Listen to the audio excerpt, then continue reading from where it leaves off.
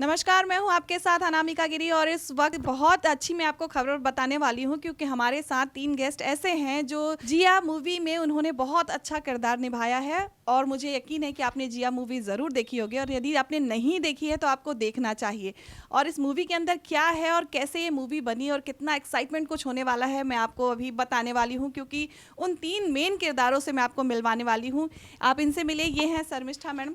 Ma'am, आप अपने बारे में बताइए और मैं सबसे पहले आपसे ये भी पूछना चाहूँगी कि इस मूवी का जो ख्याल है, मेरे ख्याल से ही आप इसमें एक्ट्रेस भी हैं और इसमें प्रोड्यूसर भी हैं, तो ये प्रोड्यूसर बनने का जो ख्याल है वो कैसे आया? थैंक यू पहले अब बुलाने के लिए। और प्रोड्यूसर बनने का कुछ इरादा मेरा था नहीं। एक्चुअली एक किरदार करना चाहती थी, तो मेरे हिसाब से जो मुझे अच्छा लगता था मैं सोच रही थी कि ऐसा कुछ करूं। तो इसीलिए मैंने सोचा इस स्क्रिप्ट के बारे में, कहानी के बारे में मैंने सोचा। तो ये सिंगल मदर के बारे में है ये फिल्म। तो सिंगल मदर बहुत है मेरे आसपास, उन लोगों का लाइफ का हर दिन जो कुछ होता रहता था सब कुछ पता चलता था। तो आई वाज थिंकिंग के इसी को लेके कुछ बनाऊं। उसके बाद आया ये प्रोडक्शन वाली बात। तो तब मैं सोच रही हूँ बनाऊं कैसे, स्क्रिप्ट तो हो गया, उसके बाद का क्या करें। तो ढूंढ रही थी कि प्रोड्यूसर मिल जाए, ऐसा कुछ हुआ नहीं। देन आई थॉट के खुद ही कर लेते हैं, इसलिए ऐसे ही हुआ। अब हम मिलेंगे इप्सिता मैडम से जिन्होंने इस फिल्म में अहम भूमिका भी निभाई है और ये सिंगर भी हैं। और सिंगर, अच्छी बात ये भी है कि इसमें शर्मिष्ठा मैम जिनसे अभी आप मिले वो भी सिंगर हैं।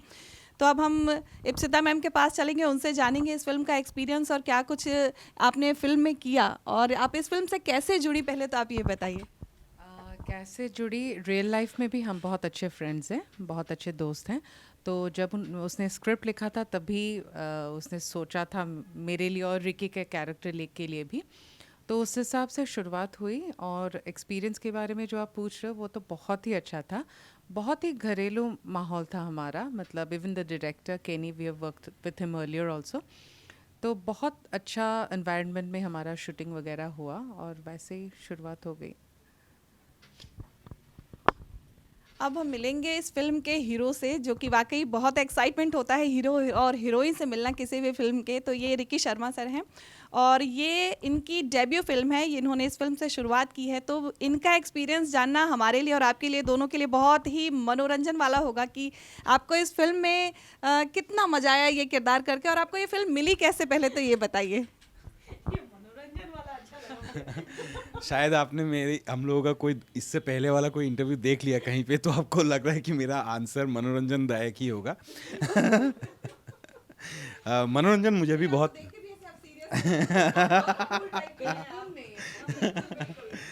तो नहीं, ज़िंदगी में हंसते रहना चाहिए, मैं मानता हूँ ये तो। बात यह है कि मैंने इसके पहले भी दूसरे इंटरव्यूज़ में कहा कि हम लोग जो ये काम कर रहे हैं, हम लोग लॉबी में बहुत विश्वास करते हैं।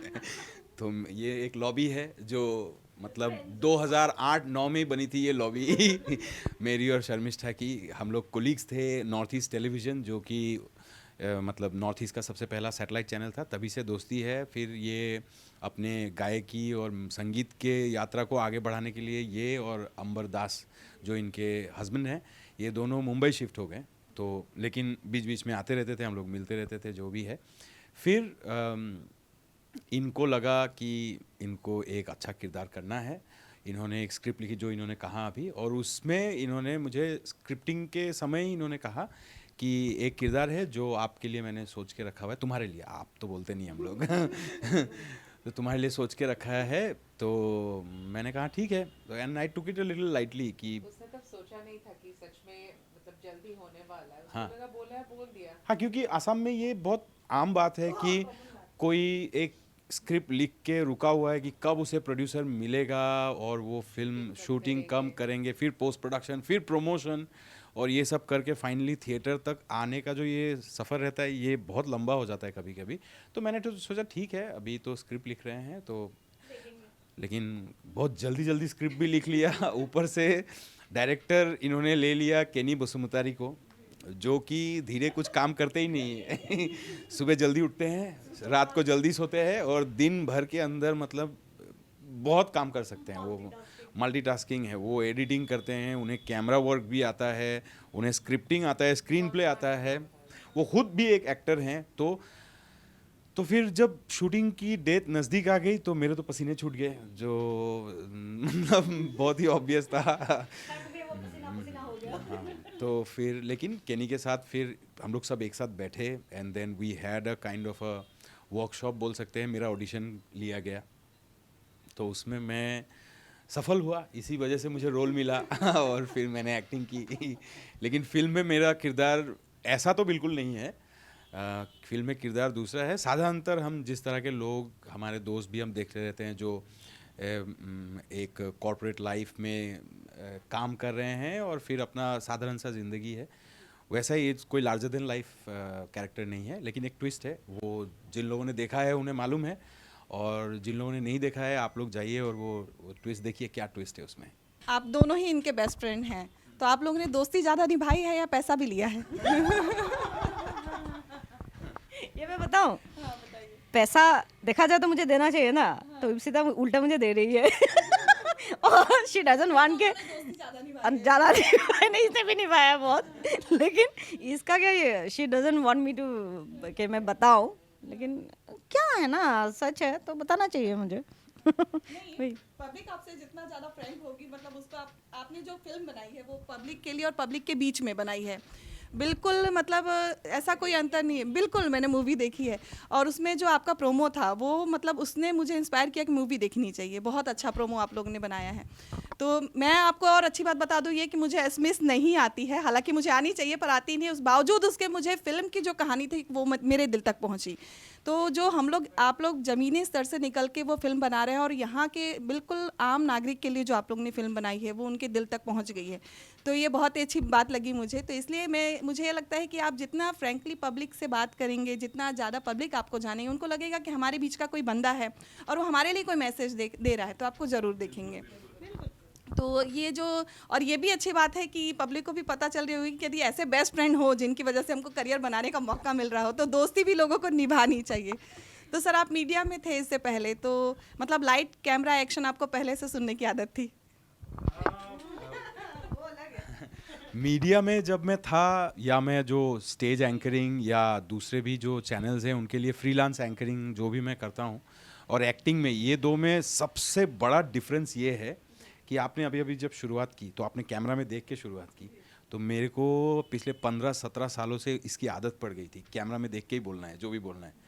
इसमें एक्टिंग में ये कम्प्लीटली उल्टा है, कैमरा में देखना ही नहीं है। तो शुरू में सबसे पहले तो यही प्रॉब्लम होता था कि डायलॉग इधर बोल रहा है और मैं आंखें ऐसे जा रही है दूसरे तरफ, तो बट देन हाँ नहीं, but then that's one thing जो मुझे बहुत कॉन्शियसली उस चीज़ का ध्यान, शुरुआत में जब हम लोगों ने शूटिंग की शुरुआत की उस समय ये हुआ था। तो वही मीडिया का जर्नी नहीं, ये तो लेकिन बोलना पड़ेगा कि हाँ, क्योंकि मैंने मीडिया से शुरुआत की, कैमरे के सामने का जो एक डर होता है, संकोच होता है, वो सब एक तरह से वो गायब हो चुका था by the time I did my debut on for the feature film. और मीडिया का सफ़र भी बहुत ही अच्छा था, और अभी भी मैं बहुत सारे मीडिया हाउसेस के साथ काम करते रहता हूँ, बस कहीं पे मैं एम्प्लॉयड नहीं हूँ। एज ए फ्रीलांसर मैं अभी भी चैनल्स के लिए काम करते रहता हूँ। मैम ये बताइए कि जैसे हम लोग साउथ की मूवी देखते हैं, तो साउथ की मूवी हम इसलिए देख पाते हैं क्योंकि वो हिंदी में डब है। तो एसएमएस मूवी यदि कोई बहुत अच्छी है और आप वाकई लोगों तक मैसेज पहुंचाना चाहते हैं, तो मुझे ऐसा लगता है कि डबिंग पे भी थोड़ा ध्यान देना चाहिए, क्योंकि बहुत लोग ये सोच के नहीं देखते हैं कि हमारी लैंग्वेज की मूवी नहीं है और समझ में भी नहीं आती है। तो इसके बारे में आप लोग क्या सोच रहे हैं? यदि मैसेज पहुंचाना है वाकई तो डबिंग तो करना पड़ेगा, तो कुछ सोचा है आपने? तो रहता ही है इंग्लिश में, सबटाइटल तो रहता ही है। ऑन टॉप ऑफ दैट अभी सोच भी रही है कि दूसरे लैंग्वेजेस में करना है। पहले तो देखना पड़ता है कि चलेगा कि नहीं, अगर चलेगा ही नहीं तो लैंग्वेजेस में करके तो कोई फ़ायदा नहीं है। तो अभी शर्मिष्ठा सोच रही है कि धीरे से मतलब दूसरे लैंग्वेजेस में भी कर सकते हैं क्या, और वो ज़्यादा अच्छी तरह बता पाए। नहीं, सेम थिंग, अभी तो बहुत, अभी जस्ट रिलीज़ हुआ है तो it will take a little time, लेकिन अभी हम लोग सोच रहे हैं कि शायद बंगाली में शायद हम लोग डब करेंगे। हाँ, वो बात सही है, तो लार्जर ऑडियंस हमें मिलेंगे इस तरह। और आपकी तो क्या ही बात करूं मैडम, तो सिंगिंग इन्होंने इतनी अच्छी की है, प्रोमो में भी इनका मतलब सिंगिंग मैंने देखा। तो अभी जैसे मैं इनसे मिली, वो एक्टर इतनी अच्छी हैं और बाय गॉड मतलब हम लोग के बीच में से ही हैं हम, और बिल्कुल लग नहीं रहा है कि वो एक्टर वाला बिल्कुल कि मैं एक्टर हूँ, ये हूँ, मैं हूँ, एक्ट्रेस हूँ, ऐसा कुछ नहीं है। बहुत ही कूल टाइप के हैं सभी, मैं सभी से मिली, सब लोग बहुत कूल टाइप के हैं। तो फिल्म बनाने के लिए जो आपने इतना सीरियस टॉपिक चुना, और जो मैं आपका बिहेवियर देख रही हूँ बिल्कुल कूल, तो उसको मैनेज करना कैसे मतलब पॉसिबल रहा कि जैसे आप लोग हम लोग कूल हैं, तो सीरियस होना थोड़ा मुश्किल होता है। यदि कोई बंदा सीरियस है तो उसको ऐसा कूल रोल मिल जाए फंकी वाला, तो वो करना उसके लिए मुश्किल होता है। तो आप तीनों से मैं पूछना चाहूँगी कि आप लोग के लिए ये रोल कितना इजी रहा या कितना टफ रहा? नहीं, एक्चुअली अभी हम लोग ऐसे हैं, लेकिन सेट के टाइम पे उस मोमेंट में वो तो हम लोग अलग ही कुछ हो जाते हैं। और इस बारे में बताऊं, इप्सिता का जो रोल है, तो नॉर्मल लाइफ में आपने देखा ही होगा वो कैसे वो बात करती है, कैसे she is very polite, soft spoken. और जो कैरेक्टर है इप्सिता का वो थोड़ा नटखट जैसा है। रियल लाइफ में मैं ऐसी हूँ, हाँ ऑपोजिट है। वो मैंने जानबूझ के मैंने किया था कि उसका कैरेक्टर ऐसा कर दूँ। तो शी इज़ माई फ्रेंड वो फिल्म में, और उसका वो नटखट जैसा थोड़ा है, लेकिन वो इतना अच्छे से उसने निभाया ना। अभी मैं बोलती हूँ एक्चुअल में तुम वो हो, ये तुम्हारा मुखौटा है। अभी मैं उसको मैं बोलती हूँ एक्चुअली ये नकली है, वो एक्चुअली असलियत में इतना अच्छे से उसने निभाया। और सेम विथ रिकी और विथ मी ऑल्सो। और मेरा क्या है, जो स्क्रिप्ट में मैंने लिखा है, तो actually I have levied that may be वो स्टोरी, तो वो करते वक्त हम लोग थोड़ा अलग ही हो जाते हैं। और ऐसा बहुत इंसिडेंट्स हुआ है, मतलब ड्यूरिंग शूट हम दोनों का मतलब हालत ख़राब हो गया रोते रोते। मतलब it was not difficult, it was easy. मेरे लिए थोड़ा टफ था, एज शी सेड, कुछ मुझे करना पड़ा। मैं तो स्क्रिप्ट लेके इसके पीछे पीछे भागती थी, ये खाना बनाएगी, मैं बोल बोल के प्रैक्टिस करती थी इसके घर जाके। तो वो सब भी हुआ। और एज शी सेड, हमें इतना प्रॉब्लम भी नहीं हुआ being a single mother my self. हमारे फ्रेंड्स भी बहुत हैं जिनके बारे में हम जानते हैं, तो इसीलिए मतलब ये सीरियसनेस लाने में ज़्यादा प्रॉब्लम नहीं हुआ, क्योंकि हमारे सबके जीवन में कुछ ना कुछ हम रिलेट कर सकते हैं मूवी के ज़रिए, तो इस मूवी के ज़रिए, तो इसीलिए कैरेक्टर पोर्ट्रे करने में इतना प्रॉब्लम नहीं हुआ था। डायलॉग्स, डिलीवरी, ये सब में थोड़ा हुआ था डेफिनेटली। शूटिंग के टाइम पे जब सीन देना होता है बस उतना टाइम ही सीरियस, उसके बाद फिर नहीं, वही जाके मतलब सिर्फ मैं बोल के ही नहीं, हमारे पूरा यूनिट में बहुत सारे ऐसे लोग हैं जो कुछ ना कुछ जोक्स क्रैक करके माहौल को एक बहुत ही अच्छा पॉजिटिव लाइट माहौल। मुझे ऐसे सेट्स पसंद भी नहीं है जहाँ वो डायरेक्टर जो होते हैं ना गाली गलौज चिल्ला रहे हैं, बॉय अरे भाई वॉकी टॉकी ले लो, इतना चिल्लाने का क्या ज़रूरत है, वॉकी टॉकी सबको दे दो, आराम से बात करो, आराम से सब कुछ किया जा सकता है। तो वो हमारे सेट में था, सबको, हर कोई सॉफ्ट स्पोकन है, हर कोई आराम से बात करते हैं, और हम लोग हंसी मजाक जोक्स क्रैक करते रहते हैं। डायरेक्टर को बोलना पड़ता है साइलेंस, अभी शॉट देना है, तो इधर फिर हम लोग अपनी हंसी रोकते थे। वो कभी कभी थोड़ा ज़्यादा ही वो लाइट हो जाता है ना माहौल, तो मैं तो बहुत हंसती रहती हूँ किट किट। तो हम लोग का जो डीओपी ना, उसने मुझे डांटा था, ये प्रोड्यूसर ये बहुत नटखट है। शी वाज लाइक स्कोल्डिंग मी। तो भाई इतनी हंसने वाली लड़की ने इतना फिल्म में रोया है, ऊपर से लोगों को रुला भी दिया है ये। हाँ नहीं, वो तो एज अ मदर मतलब दिल पे तो कोई बात लग ही जाती है। लेकिन मैंने देखा कि आपने एक छोटी बच्ची को लेके सिंगल मदर का किरदार किया, तो वो बच्ची को आप लोग ने कैसे हैंडल किया पूरी शूटिंग के दौरान, और अपने इमोशन से उसका इमोशन कनेक्ट करके, जैसे हम खुद रो रहे हैं तो उसको भी रुलाना, बहुत सीन में ऐसा हुआ है, तो वो सब कैसे मैनेज किया आपने, और कैसे रोई आप इतना अंदर से, क्या फील किया आपने? ना वही मैंने बोला ना, मेरी वो एक फ्रेंड के बारे में है, और इप्सिता के बारे में भी है टू सम एक्सटेंट, लेकिन मेनली मेरी एक जो फ्रेंड है जोईता करके, इट्स हर स्टोरी। तो और उसके साथ मैं डेली बात करती हूँ, तो व्हाट शी गोज थ्रू रोज मैं देखती हूँ, तो समहाउ जो मैंने भी जी लिया उसका जर्नी, ऐसा लगता है। और इमोशन तो सबका सेम ही है ना, you just have to feel it. और जो बच्ची के बारे में बोलूँ तो she is a like sweetheart, मतलब बाय डिफ़ॉल्ट होता है ना, उसको कुछ समझाना भी नहीं पड़ता है उसको, मतलब शी इज़ टू गुड। तो उसको लेके हम लोगों का कुछ टेंशन था ही नहीं, she was so spontaneous, feel ही नहीं किया। और एक्टिंग के बारे में भी उसको कुछ बोलना ही नहीं पड़ता था, मतलब she is that pro. Aaradhya उसका नाम, and we are lucky to have her actually. तो आपने ये जो नाम सोचा है जिया नाम, तो ये तो एक्टर मतलब छोटी बच्ची का भी नाम नहीं है, मैं गेस करी थी शायद ये नाम आपको वहीं से मिला होगा, तो जिया नाम कैसे? नहीं, कैरेक्टर का तो नाम है पर ये कैरेक्टर का नाम भी जिया कैसे? और फिर जैसे आपने एक मदर है, तो जैसे वो जिया नाम दे दिया फिल्म को, तो पूरा को पूरा मतलब बच्ची को ही जैसे बोलते हैं ना, माँ बाप सब कुछ अपने बच्चे को दे देते हैं, तो आपने जो कैरेक्टर का नाम था वो भी मूवी का नाम दे दिया आपने, तो ये जिया नाम ही क्यों दिमाग में आया? ये एक्चुअली केनी ने बताया था मुझे। जिया नाम तो पहले ही हमने रख दिया था, कैरेक्टर का नाम, मेरा कैरेक्टर का नाम, सिंगल मदर का नाम। फिर फिल्म का नाम क्या रखेंगे वो एक हम लोग का थोड़ा कन्फ्यूजन था कि क्या करें। फिर केनी ने मुझे बताया कि जिया ही रख दो, बिकॉज छोटा नाम होने से लोगों को याद रखने में थोड़ा इजी हो जाता है, और it's a film about that single mother, तो जिया के बारे में ही है सब कुछ, इसलिए जिया रखा हमने।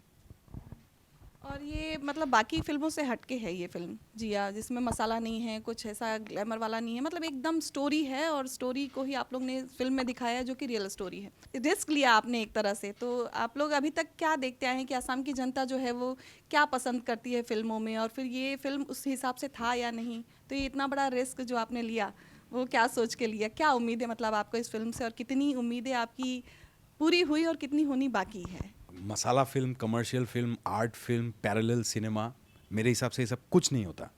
मेरे हिसाब से अच्छी फिल्म होती है और बेकार फिल्म होती है। तो और अगर हम फिल्म के बारे में बात करें तो सबसे ज़रूरी चीज़ तो स्टोरी। हम सब मानते हैं ये बात कि फिल्म की अगर स्टोरी अच्छी ना हो तो फिर जाके क्या देखे, मतलब एक समय था इंडियन फिल्म इंडस्ट्री में वही हीरो हीरोइन, हीरो अमीर, हीरो गरीब, लड़की अमीर, और फिर वो शादी नहीं होती है, विलेन होता है, ये फॉर्मूला बहुत दिनों तक चला। फिर जब शोले हिट हो गई तो शोले जैसी डाकू वाली फिल्में, डाकू डकैत एंड ऑल ऑफ दैट, इस तरह की फिल्में चली। तो मेरे हिसाब से अच्छी फिल्म जिसमें लोग कनेक्ट कर सके, आज पोथेर पांचाली सत्यजीत रे की डायरेक्टेड फिल्म, जो बहुत लोग उसको आर्ट फिल्म बोलते हैं, लेकिन वो लगभग 20 साल से ज़्यादा का समय कलकत्ता, वेस्ट बंगाल के किसी न किसी ज़िले में, किसी न किसी जगह वो नेक्स्ट 20 साल तक लगी हुई थी, और जिधर भी लगती थी वो हाउसफुल जाती थी। तो वेस्ट बंगाल के लोग उसे पसंद करते थे, क्योंकि अगर आप डीपली पोथेर पांचाली देखेंगे तो आपको बोर तो दूर की बात है, आपको बहुत कुछ सीखने मिलेगा, जानने मिलेगा उस फिल्म से। एक लेसन बोल सकते हैं, फिल्म स्कूल्स में उसे दिखाया जाता है, सिखाया जाता है उसे। तो ये चीज़, हाँ, ये भी मैं मानता हूँ कि असम बोल के नहीं, आप देश भर में अगर आप देखें तो एक तरह की जनता है जिन्हें मसालेदार, जो आप बोल रहे थे कि hero larger than life, hero कुछ भी कर सकता है, घुसा मार दिया, रास्ते के उस पार छिटक के आदमी गिर गया, गाड़ी उठा दी, हेलीकॉप्टर को खींच के नीचे लेके आ गए एंड ऑल ऑफ दैट। तो वो जिन जिन को पसंद है वो वैसी फिल्में भी बनती रहेंगी। और आपने ये भी देखा होगा कि 2020 के बाद से, जब से हॉल्स कोरोना की वजह से बंद हो गए, ओटीटी के माध्यम से कितने सारे नए स्टार्स ऑल इंडिया लेवल में निकले हैं, जो कि अच्छे स्टोरी, अच्छे फिल्मों से वो लोग स्टार्स बने हैं। तो इसका मतलब है लोगों को फिल्में पसंद है। अभी रिसेंटली भी लापता लेडीज़, कितनी अच्छी स्टोरी, कितनी एक अच्छी फिल्म बनी थी, बहुत अच्छी फिल्म बनी थी, और वो हिट भी हुई। महाराष्ट्र में आप बहुत साल पहले ही बनी थी साईरात, जो कि कुछ 14 करोड़ की बजट से बनी थी, लेकिन हिंदी में डब भी करना पड़ा था, और वो उसने 114 करोड़ या 120 करोड़ का बिजनेस किया था। तो अच्छी फिल्म होगी तो मेरे हिसाब से चलेगी भी, लोग कनेक्ट भी करेंगे। हाँ, उसमें सिर्फ एक बात आता है जो हमारे फिल्म में हमें एक तरह से हमें लोगों को धन्यवाद देना होगा कि हमने अपने तरफ से तो प्रचार किया था, लेकिन हमारे पास फंड्स की कमी थी, क्योंकि हम लोग, शर्मिष्ठा एक इंडिपेंडेंट फिल्म मेकर है, कोई बिग बैनर नहीं है, कोई बड़ा प्रोडक्शन हाउस नहीं है, ये उनकी पहली फिल्म है एज ए प्रोड्यूसर। तो फंड क्रंच, इन्होंने अपने सेविंग्स वगैरह सब लगा के सब कुछ दाव पे लगा दिया इन्होंने। तो उस हिसाब से देखने जाए तो प्रचार, मतलब लोग बोल रहे थे, कुछ लोग बोल रहे थे कि प्रचार थोड़ा कम हुआ है। एक्चुअली कम नहीं, हमें मालूम है किस तरह से प्रचार करना है। अगर पूरे असम में ही अगर जिया दिख जाना है, हमें मालूम है उसे कैसे करना है, लेकिन उसके लिए पैसे चाहिए जो हमारे पास नहीं थे। लेकिन फिर हमें लोगों का धन्यवाद देना होगा, जो भी थिएटर जा रहे हैं वो लोग रिटर्न आके, उन किसी ने उनको बाइंड नहीं किया कि आप पोस्ट करो, ये करो, किसी ने बोला भी नहीं, लेकिन लोग खुद आके घर में बैठ के आराम से वो लोग पोस्ट कर रहे हैं, डिटेल रिव्यूज़ लिख रहे हैं। दे आर स्प्रेडिंग द, उस तरह से बात फैली है। और क्योंकि एक अच्छी फिल्म लोगों को लगी है, इसीलिए शायद उन लोगों ने आके इस तरह से ऑनेस्टली एक्सप्रेस किया, और वो हम लोग के काम में आया, और हमारी फिल्म ने धीरे धीरे पिकअप लिया है, और मुझे लगता है ये पिकअप चलता रहेगा। ये जिस जोश के साथ आप लोगों ने काम किया और जितना एफर्ट लगाया है, और मतलब सब चीज़ दाव पे लगा दिया, पैसा से लेके सब चीज़, तो मतलब फिल्म में जो है बहुत अच्छा काम किया है और ऑडियंस को अपने तक कनेक्ट भी किया है। मैंने भी इसके फीडबैक देखे बहुत अच्छे। लेकिन ये कहूँगी कि आपने फर्स्ट बॉल पे सिक्सर आपने मार दिया, क्योंकि ये जो प्राग का सिने अवार्ड्स हुआ था उसमें आप लोगों ने बहुत सारे अवार्ड लिए हैं, तो कितना मोटिवेशन मिला, और अभी ये दोस्ती कहाँ तक और जाएगी, अगला क्या प्लान है? हाँ, वो एक पहली बात थी, मतलब बहुत ज़्यादा मोटिवेशन मिला हमें, बिकॉज पहले तो मैं भेजना नहीं चाहती थी। मतलब आई वाज थिंकिंग कि इतने बड़े बड़े फिल्म्स हैं, हम लोगों को कहाँ क्या क्या फ़ायदा होगा भेज के। देन केनी ने बोला कि भेज दो, फिर हमने भेज दिया। फिर वो उन लोगों ने वो शीट भेजा जो मतलब नॉमिनेशंस का। Then I was looking at it, मतलब फर्स्ट वाला में था, सेकेंड, थर्ड, फोर्थ, मतलब हर जगह जिया जिया जिया, हमसे हो क्या रहा है ये सब। Then 16 nominations. आप लोग की किसने मुझे वो शीट भेजा, आप ऑनेस्टली विश्वास नहीं करेंगे, मैंने इतना खोल के बस एक दो देखा, फिर ये सोच रही है मैं फ़ोन क्यों नहीं कर रही उसको। मुझे लगा, मतलब मुझे इतनी बड़ी बात लगा नहीं, मैंने सोचा एक दो कहीं 16 नॉमिनेशन मिले, मैंने तो सोचा भी नहीं था। फिर बाद में इसने जब बात की फिर मुझे पता चला, फिर मैंने खोल के देखा। I was like shouting at her, मतलब क्या हुआ, कुछ रिएक्शन ही नहीं है तुम्हारा, क्या है। देन उसके बाद उसको पता चला कि 16 नॉमिनेशंस, फिर हमें 4 अवार्ड्स मिले, और सबसे बड़ी बात कि बेस्ट फिल्म मिल गया। और हाँ, इतने सारे फिल्म्स, वो बिग बजट फिल्म्स थे, उसके बीच में से हम लोगों को बेस्ट फिल्म मिल गया, तो ये तो बहुत ही बड़ी बात है। सर आप बताइए, आपने तो पहली फिल्म में ही बेस्ट एक्टर का अवार्ड ले लिया। बिल्कुल, मेरे लिए बड़ी बात है कि पहली फिल्म में मुझे नॉमिनेट किया गया एज अ बेस्ट एक्टर, और मैं इसका श्रेय ज़्यादातर मैं खुद नहीं लेना चाहूँगा, मैं श्रेय देना चाहूँगा शर्मिष्ठा को, केनी को, और हमारे जो ये पूरी टीम है उनको देना चाहूँगा, क्योंकि इन्होंने मुझे मोटिवेट किया कि मेरे से होगा, मैं कर पाऊँगा। तो thanks to the team who thought and believed that I can do it, and now even I have started to believe that yes I can do it. ये बहुत बड़ी बात होती है सर, जो आपकी जो फिल्म इंडस्ट्री है उसमें एक नया हीरो भी मिल गया, सिर्फ ये यहाँ के लिए, तो और भी लोग आपको ज़रूर से मतलब ट्राई करेंगे। और मैडम का तो क्या ही कहना, मैडम तो मतलब पूरी इस तरह से फिल्म में डूब जाती हैं जैसे ये उनकी कहानी है, और इस तरह से उनका मतलब कनेक्शन था फिल्म में। मैं तो कहूँगी कि यदि अभी भी आपने फिल्म नहीं देखी है तो एक बार ज़रूर देखिए और फीडबैक ज़रूर दीजिए, अच्छा या बुरा फीडबैक होता है। यदि आपने कुछ बुरा भी लिखा या कुछ कमी भी लिखी तो सब लोग सुधारने की कोशिश करते हैं। वाकई हम अपने पेज पे भी कुछ डालते हैं तो कमियों पे ज़्यादा ध्यान देते हैं कि क्या कमियां रहेंगी जिसको सुधार किया जाए। तो अब अगली प्लानिंग के बारे में क्या सोच रहे हैं, या कब तक सोच रहे हैं? तो अभी जिया का देखते हैं क्या हाल होता है, लेकिन उसके बाद तो बिल्कुल करेंगे, फॉर श्योर करेंगे। हाँ, जिया इज स्टिल रनिंग,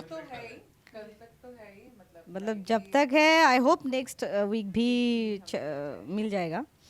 तो जब तक जिया है तब तक जिया जिया ही हो रहा है, लेकिन उसके बाद we have something in mind, तो ऑफ कोर्स करेंगे। अभी डिस्क्लोज करने वाले हालत में अभी है नहीं हम लोग, लेकिन है। मुंबई जो होती है वो सपनों की नगरी होती है, तो अभी तो जैसे आपने ये फिल्म किया, ये लैंग्वेज फिल्म थी, तो आप इतनी अच्छी सिंगर भी हैं, तो आपने बॉलीवुड में ट्राई किया या कभी ऑडिशन देने गई, या शुरुआत आपने सोची कि बॉलीवुड से की जाए किसी भी मामले में, या स्क्रिप्ट राइटिंग में हो, क्योंकि उसमें भी आप कर सकती हैं, आप इतनी अच्छी सिंगिंग करती हैं, आप उसमें भी कर सकती हैं, और अब तो आप प्रोड्यूसर भी बन गई हैं, तो उसको लेके क्या सोचना है आपका?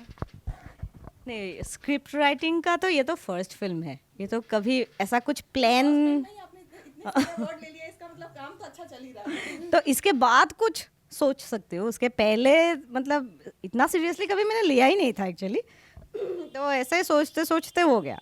और सिंगिंग के बारे में वहाँ पे मतलब आई मीन बहुत बड़ा इंडस्ट्री है ना, मतलब तो इतना स्ट्रगल करने का हिम्मत नहीं है मेरे पास। और किया है, कुछ गाने भी गाए हैं, मतलब जिंगल्स वगैरह बहुत कुछ गाए हैं, लेकिन इतना मेंशन करने लायक है नहीं जितना किया है। और वहाँ पे मैं मोस्टली वॉइस ओवर करती हूँ, तो वॉइस ओवर का जो कुछ मिल रहा है कर रही हूँ एक्चुअली, तो बहुत ज़्यादा कुछ प्लान करके कभी किया ही नहीं है कुछ, देखते हैं बाद में क्या होता है। मैम आप इतनी गुड लुकिंग हैं, सब कुछ है, नहीं एक्चुअली वो मर जाएगी अभी। सच में आपने एक्टर के लिए कभी ट्राई किया, मेन लीड के लिए कभी आपने सोचा कि आप भी मुंबई जाके, फ्रेंड वहाँ रह ही रही है तो एक बार कभी ट्राई करूँ या कुछ? एक्चुअली मुंबई में किया था हम लोगों ने, कॉलर्स में कोड रेड तलाश करके एक था, वहाँ पे एक एपिसोड में मैंने किया था, एक एपिसोड में सिता ने किया था वहाँ पे। सावधान इंडिया के लिए भी कॉल आया था 3-4 एपिसोड्स के लिए, लेकिन मेरे पिताजी बहुत बीमार थे यहाँ पे, he was in the ICU, तो उसके बाद जा नहीं पाई। शॉर्ट स्टेंट के लिए थी वहाँ पे मैं, साल भर के लिए, तब भी मैं ट्रैवल कर रही थी। लेकिन हमने मुंबई एडोमीडिया प्रोडक्शंस में भी, केनी का ही था, तो उसमें भी 2 फिल्म में मैंने किया है। तो छोटा छोटा वैसे वॉइस ओवर करती थी वहाँ पे, तो बहुत रेगुलरली जब थी। को अपकमिंग कोई फिल्म मिले एज अ उसमें लीड एक्ट्रेस के लिए तो आप ट्राई करेंगी? नहीं करेगी तो मार मिलेगा ना। पहले इनको दिखाऊंगी स्क्रिप्ट वगैरह, ये लोग बोलते कर सकते। मतलब बढ़िया बिल्कुल बिल्कुल। और सर, आप जो मीडिया में आए हैं, आपको क्या लाइन बेस्ट लगा? क्योंकि स्ट्रगल हर जगह है, मीडिया में भी था, यहाँ भी है। आपको ये फिल्म लाइन कैसी लगी? इसका एक्सपीरियंस बताइए।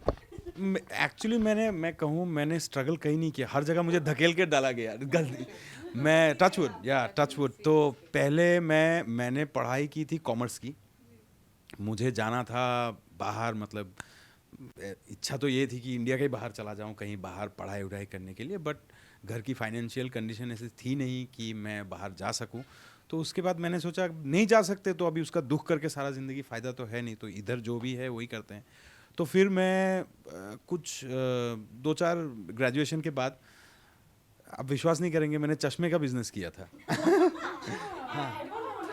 हाँ तो एक जान पहचान के थे, उन्होंने चश्मे मुझे दिए थे, और मैं एक छोटे से सूटकेस में मैंने पिताजी को कहा कि मैं ऑल असम घूमने जाऊंगा, अभी ग्रेजुएट हो गया हूँ, मैं ग्रेजुएशन की एक परीक्षा दे दी मैंने, तो अभी समय है, तो मैं घूमने जाऊंगा। और वो सूटकेस लेके घूमता था, तो उधर बाज़ार में जाके वो चश्मे का सैंपल दिखाना वगैरह एंड ऑल ऑफ दैट, वो मुझे 2 महीने में पता चल गया ये मेरे से होने वाला है नहीं। तो फिर मैं वापस आया, फिर मैंने पिताजी को कहा कि मैंने पेपर में देखा है मास कॉम का एक कोर्स है, वो भी कॉटन कॉलेज में, तो मुझे उसमें जाना है, और उसका क्लासेस शुरू होता था शाम को 3 बजे से। तो सुबह में मेरे पिताजी का प्रिंटिंग प्रेस हुआ करता था पहले, तो मैं सुबह प्रिंटिंग प्रेस में चला जाता था, शाम को मास कॉम का क्लास करता था। उसके बाद वहाँ मेरी एक फ्रेंड थी जाह्नवी गोगोई, तो वो ऑलरेडी नॉर्थ ईस्ट टेलीविज़न में मॉर्निंग शो किया करती थी तब, उसके साथ, और उसके लिए सुबह उठना पड़ता था सुबह 5 बजे, क्योंकि लाइव जाना पड़ता था सुबह 7 बजे, ऑफिस पहुंचना पड़ता था सुबह 6 बजे, जाके 5-7 न्यूज़पेपर्स को पढ़ के उनका एनालिसिस करके उनमें से best of the best stories आपको देना पड़ता था। तो it was a tedious task, हम लोग दोनों ने किया है ये। तो उसमें वो जाह्नवी के साथ और एक एंकर थे, लड़का था या लड़की थी मुझे एग्जैक्टली याद नहीं अभी, but that anchor left the job. तो जाह्नवी को 1 महीने लगातार वो मॉर्निंग शो करना पड़ रहा था, तो शी स्टार्टेड, मतलब लिटरली, रिकी तो प्लीज़ ये टू कॉर ना, तो पारी भी, एंड आई वाज लाइक नहीं, मेरे से ये सब नहीं होगा, मैं कैमरा के पीछे का काम देखूंगा बाद में, अभी नहीं, मैंने सोचा भी नहीं है। But she literally pushed me into it, and I went in, did 1 show which was a pathetic show, लेकिन उसके बाद से फिर करते चला गया और फिर हो गया। नहीं, घर के लोग को तो बहुत पसंद हाँ, आया घर था। के लोगों को पसंद आया था, मतलब देरगांव मेरा जो नेटिव प्लेस है, तो मैंने शो अच्छा नहीं किया था, मैं ऐसे लेग ऐसे शेक कर रहा था, लिप स्मैक कर रहा था ऑन कैमरा, क्योंकि वहाँ पे बहुत लाइट्स होते हैं एंड ऑल ऑफ दैट। तो लेकिन मैंने पहले, मतलब जैसे क्रिकेट में होता है ना कि आपको डेब्यू मिला इंडिया के लिए और आपने पहले गेम में जाके आपने डक मार दिया, 100 तो दूर की बात है, 20-30 रन भी नहीं बनाए, डक सीधा। तो मुझे लगा मेरा जर्नी यहीं पे ख़त्म, अच्छा ही हुआ, इन लोगों को मेरा काम भी पसंद नहीं आएगा, तो I was going home a little sad, but तो then I got a call from my native place, जहाँ मेरे 40-50 लोग टीवी के सामने बैठ के वो लोग देख रहे थे मुझे, क्योंकि हमारे पूरे ख़ानदान में आज तक कोई ऐसे टीवी में नहीं निकला था। टीवी में किसी ने काम नहीं किया था, तो they were so happy, and I could hear, जब उन्होंने फ़ोन किया, एवरीवन वाज क्लैपिंग, तो that made me really emotional, and I thought नहीं, करना पड़ेगा कुछ, तो इतने लोग मेरे ऊपर विश्वास कर रहे हैं कि मेरे से हो सकता है, तो मुझे भी अपने आप पर थोड़ा सा विश्वास लाना चाहिए कि मैं कर सकता हूँ। बस तो उसी तरह से जर्नी चलती गई, और वही मैंने आपको एक्टिंग का भी बताया, वॉइस ओवर भी, एंकरिंग का जो स्टेज एंकरिंग का जो सीन था, तो अंबर दास का मैंने इंटरव्यू लिया एक दिन, इनके हस्बैंड जो कि असम के नामी म्यूजिशियन है और वो मल्टीपल इंस्ट्रूमेंट्स, वो जिया के म्यूज़िक डायरेक्टर भी है, मल्टीपल इंस्ट्रूमेंट्स प्ले करते हैं। तो उनका मैंने इंटरव्यू लिया, तो मैंने जब उनका इंटरव्यू लिया तो उन्हें मेरा काम पसंद आया। तो उनका कोई शो था जिसमें उन्होंने मुझे बुलाया स्टेज एंकरिंग करने के लिए। मेरी तो फट गई कि अभी स्टेज में कैसे करूँगा, अभी यहाँ तो 2-3 लोग हैं, अब उधर स्टेज में तो आगे 2000 लोग भी हो सकते हैं। बट देन उन्होंने कहा कि नहीं नहीं तुम सकोगे। तो देन वो स्टेज एंकरिंग भी उसी तरह से 2007-8 में शुरू किया, और फिर तो स्टेज एंकरिंग पीएम सीएम मतलब बहुत बड़े बड़े यहाँ के फिर बाद में शोज़ किए। So thanks to all the people who believed in me rather than me believing in my self.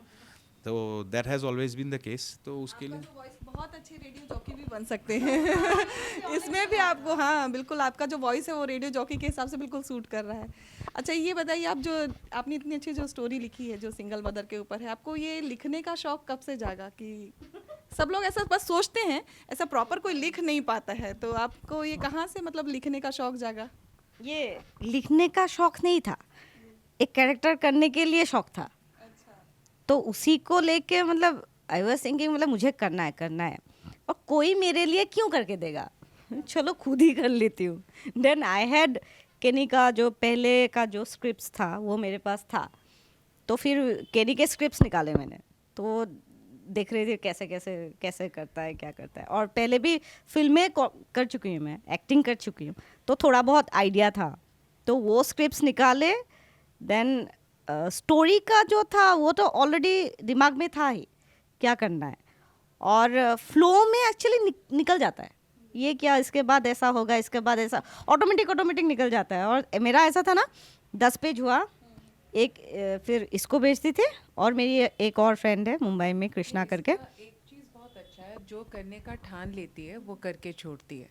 किसी भी चीज़ को अगर इसको है कि ये मुझे करना है तो उसे करना है, नो मैटर हाउ, बट उसे करना है बस। तो अभी ठान ले, ये 100 करोड़ का अपना नेटवर्थ बनाना है, ये एक बार ठान ले अभी ये, बस हम यही चाहते हैं ना, हाँ?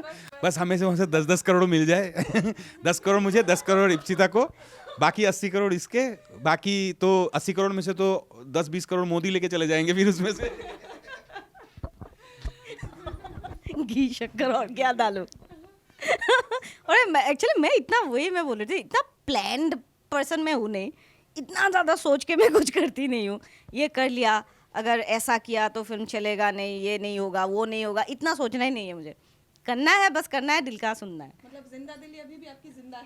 पूरा पूरा पूरा पूरा पूरा पूरा है इतना सोचूंगी ना तो होगा ही नहीं कुछ, तो बाद में जो होगा वो कैसे पता है मुझे, अभी क्यों देखना है। और मुझे लगता है कि जो भी तुम ऑनेस्टली कुछ करते हो ना, तो लोग कनेक्ट करते हैं कहीं ना कहीं, एंड दैट्स व्हाट मैटर्स। हम लोग का बिजनेस का अलग बात है, खराब भी लगता है, देखो मतलब मेहनत का पैसा है वो ऐसा नहीं है लेकिन लेकिन लोगों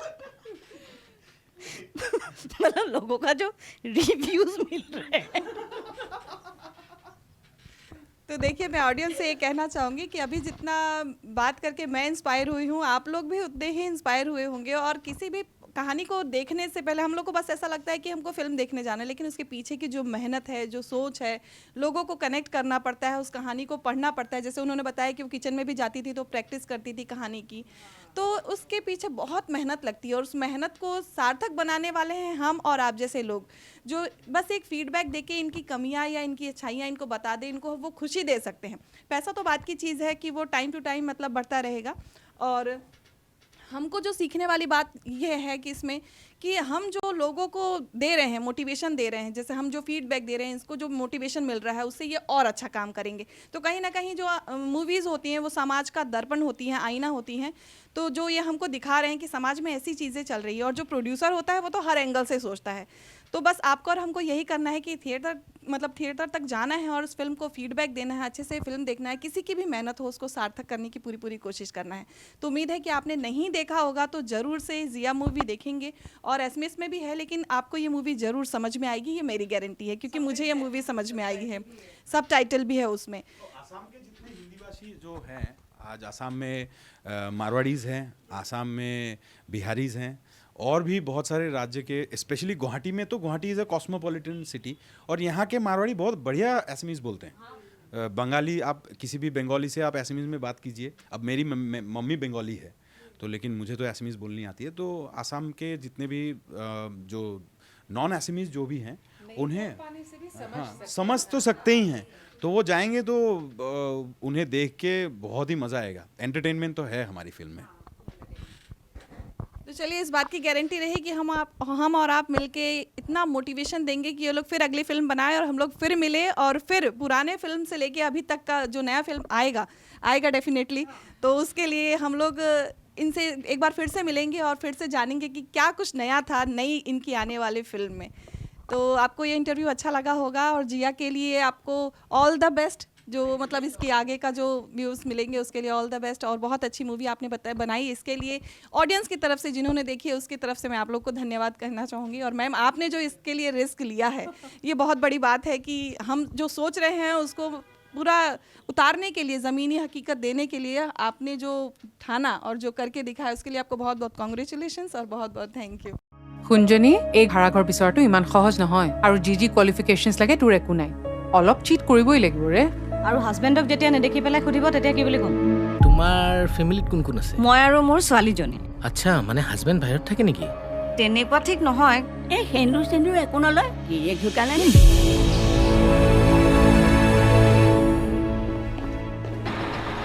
bye bye.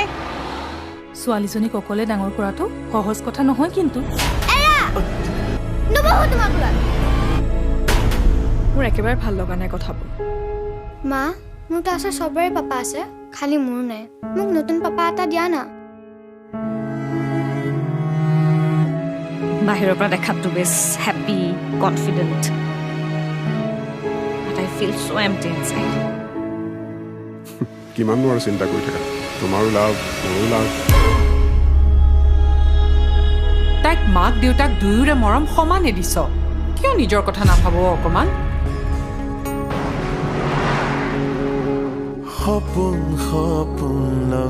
She's my best friend Jia. Hi, by the way, coffee খাবা? গান গোৱা নেকি তুমি?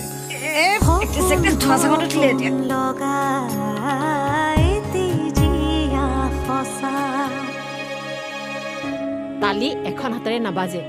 সংসাৰখন বচাব নোৱাৰিলি যেতিয়া কথা শুনিবই লাগিব। আমাৰ পেট্ৰিকেল ছ'চাইটিত এইবোৰ চলিয়ে থাকিব। আৰু এতিয়া অলপ প্ৰেক্টিকেল হ'বলৈ ট্ৰাই কৰ। মানুহ ইমান প্ৰেক্টিকেল কেনেকৈ হ'ব পাৰে? মানে নিজৰ জীয়েককে জোঁৱাইকটো বেছি হ'ব। চুবাইছা আৰু তোমালোকে গম পাবা ছিংগল মাদাৰ হোৱাটো কিমান কষ্টকৰ।